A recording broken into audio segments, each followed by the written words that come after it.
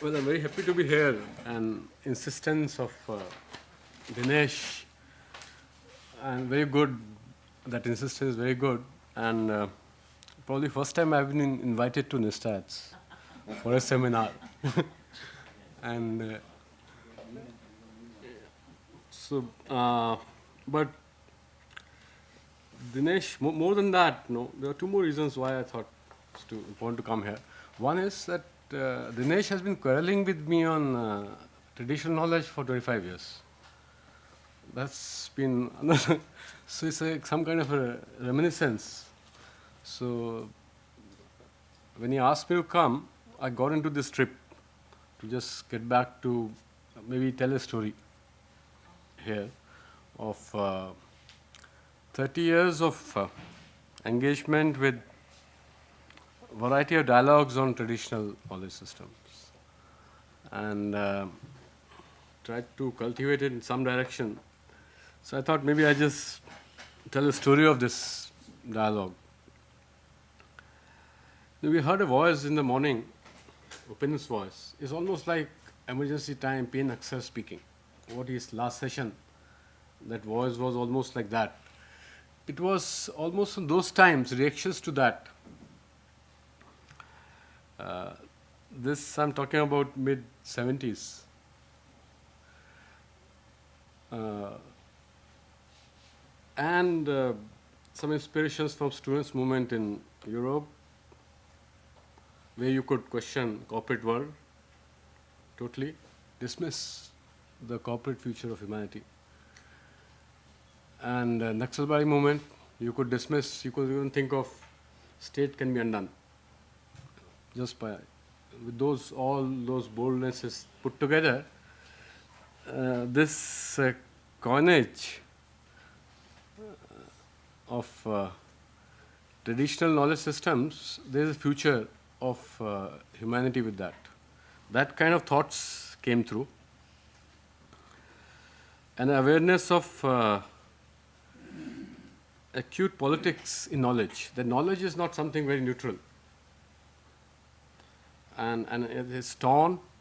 There is some kind of conceptual hegemony which sort of the scenario of knowledge forces us to reflect on. So with all these questioning put together, we had formed an organization called PPST Foundation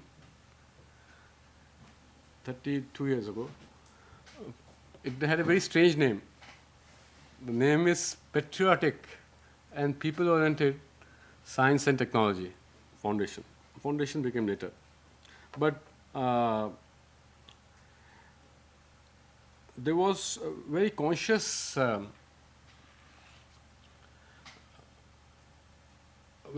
thought that knowledge is not something very neutral. It's not something which is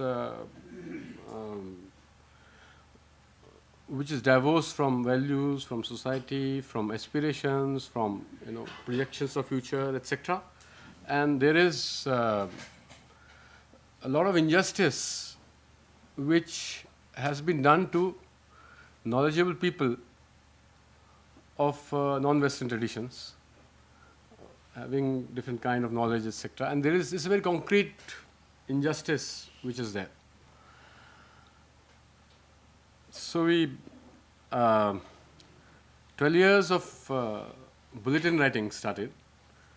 PPST bulletin was some dozen odd year, 25 issues, where all kind of research on traditional knowledge, voluntary research, professionally people were doing something or other, but began, including this Volker's report which Vanna quoted in the morning, was quite a discovery. The agriculture, traditional agriculture in India, the water management system in India, and medicine, Indian medicine, housing, the environment, everything. There is so much of wealth in there. So that kind of unearthing of plus theoretical systems, grammar and mathematics and other things. That where is this? This knowledge is not there in universities, it's not there. It's there in people. Uh, State is not nurturing it. It's at that time um, that there was also another aspiration which came, and which was that okay, you can critique West, keep critiquing West all the time, and it doesn't lead one to any much of constructive kind of activities. It's too much of critiquing which has gone in. And so one of the ideas which was born in late 80s was to construct a public platform where discourse on traditional knowledge can sort of go on, and varieties of thinking about it can find a platform. That there is not only intellectuals critiquing the knowledge, politics of knowledge, and looking at traditional knowledge systems, unearthing truths and details about it. There are people, living people, who are, so living knowledge is their life, is their this living people needs to be a living tradition of some kind, which needs something has to be done towards it. It probably gave an idea of a movement, which was a very ambitious kind of idea, that there is actually a knowledge, not just fossilized knowledge, but living. There are artisans, there are agriculture, there is people still drinking water from the old system of water. So, can there be politics of this knowledge? And because this knowledge is people knowledge. So this would be a platform. That was the imagination. So first Congress of Traditional Science and Technology was held at IIT Bombay in '93. So all of us, and many people who thought about issues of traditional knowledge were together in that, maybe 300-400 papers, 1,500, 800 delegates, many technologies being shown there, government taking interest in that Congress. And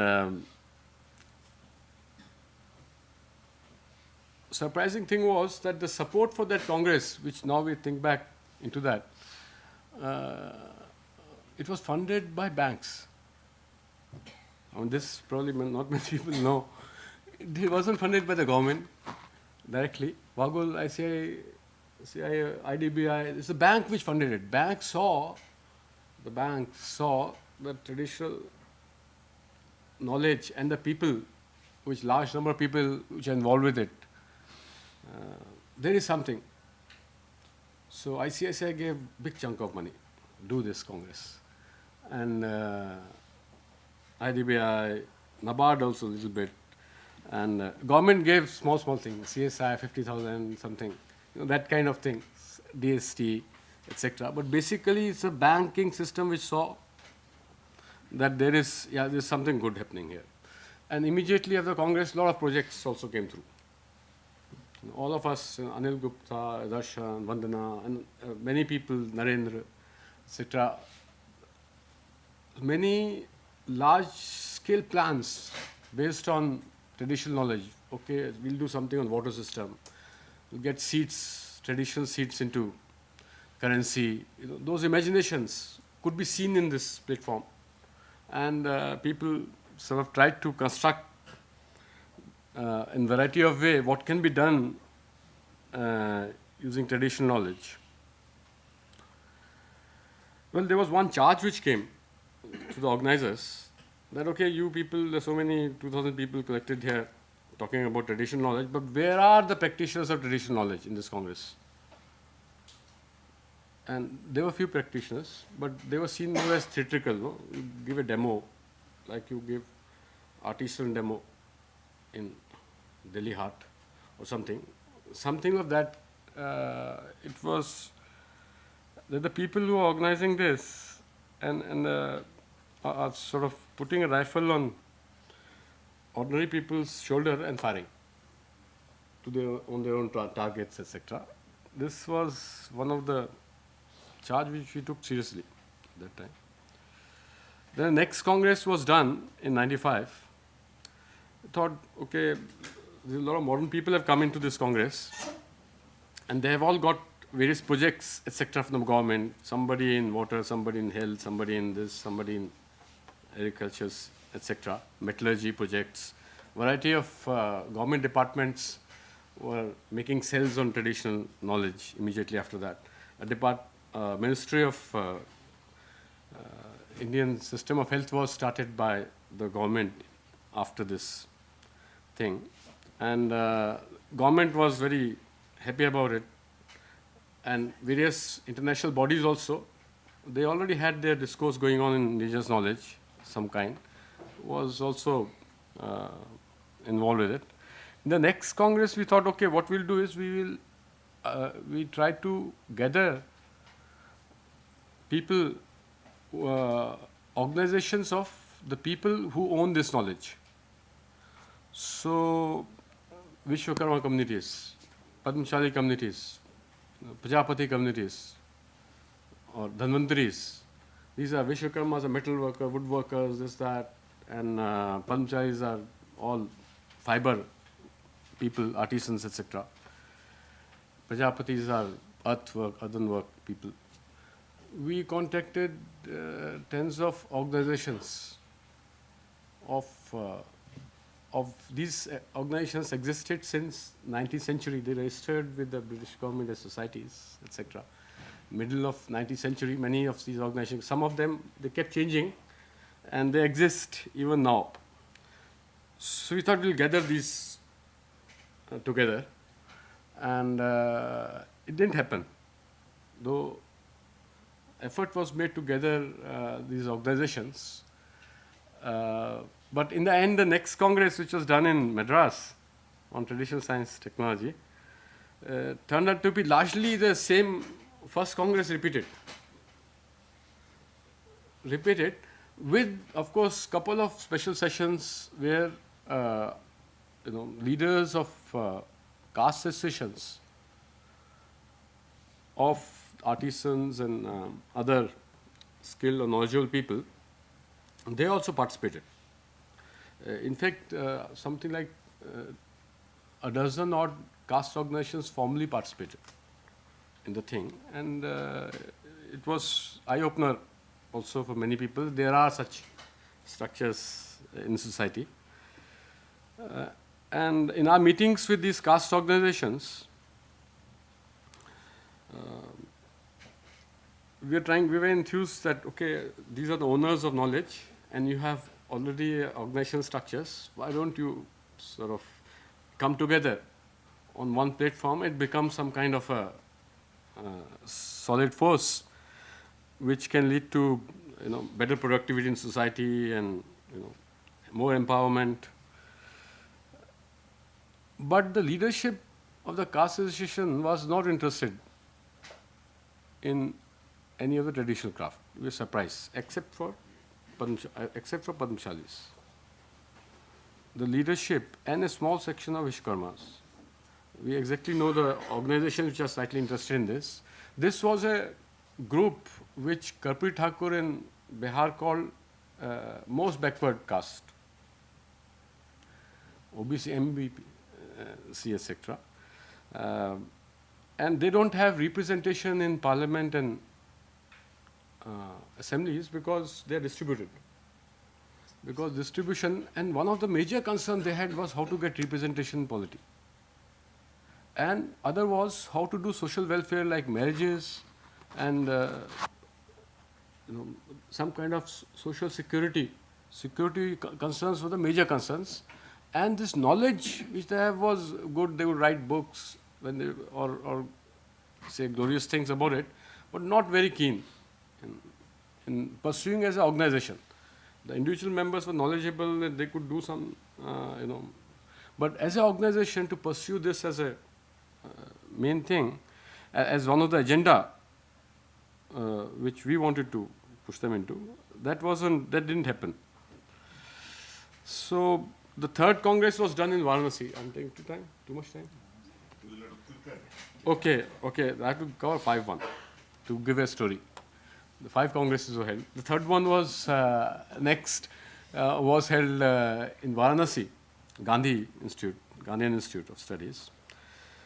Same people came, this 2,000 odd people, first, second, third, some changes were there. But this time the organizers were thinking that no problem with these caste organizations.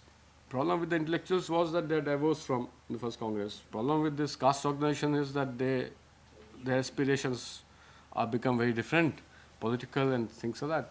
So what we should do, we should get a sense of locality into it. So local market is the main theme. It should be local. Everything. So a heart was organized in the third Congress at Varanasi. There are a lot of local market, many sessions were held, economy of local market and innovations and local market. All those things were talked of. And there was lathi charge also on the local market because the government didn't want that. So, their products also. huh? They brought their products also. Yeah, they brought their products, but the government didn't want to. There was some problem with the, not government, I think, some people who run the municipality of Varanasi, they had a problem.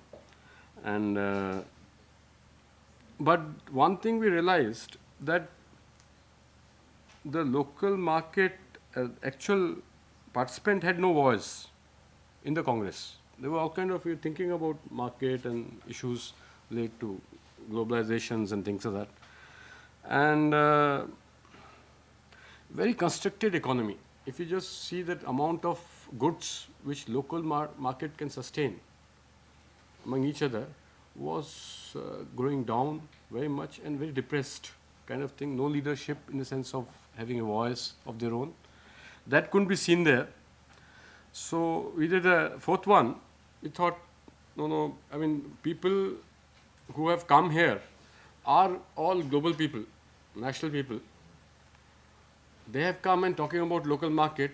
No voice is there for the local people in that. What we should do is we should do a congress of traditional science technology, which only has nobody from outside. Only local people will be there. That kind. It was held in Orcha in '99. So surprisingly, it had the same structure. 200 papers, all written from Bundelkhand region. It was a congress of Bundelkhand. This Bundelkhand region, small region. All participants were from Bundelkhand, except few organizers.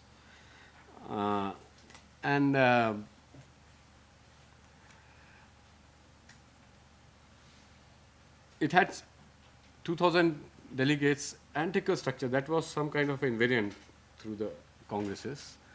And all kind of issues, all kind of issues are raised. Water system there, agricultural practices, industry, local, and even education, local education system, everything is raised. There are too many retired people in the Bundelkhand region who retired from Jal Board, or many people, many participants were of that kind. There are not many scientific institutions there in Bundelkhand, the universities, colleges, etc.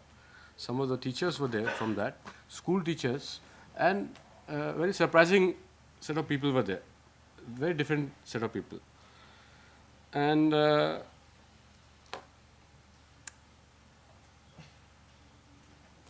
this Bundelkhand. Pauses are.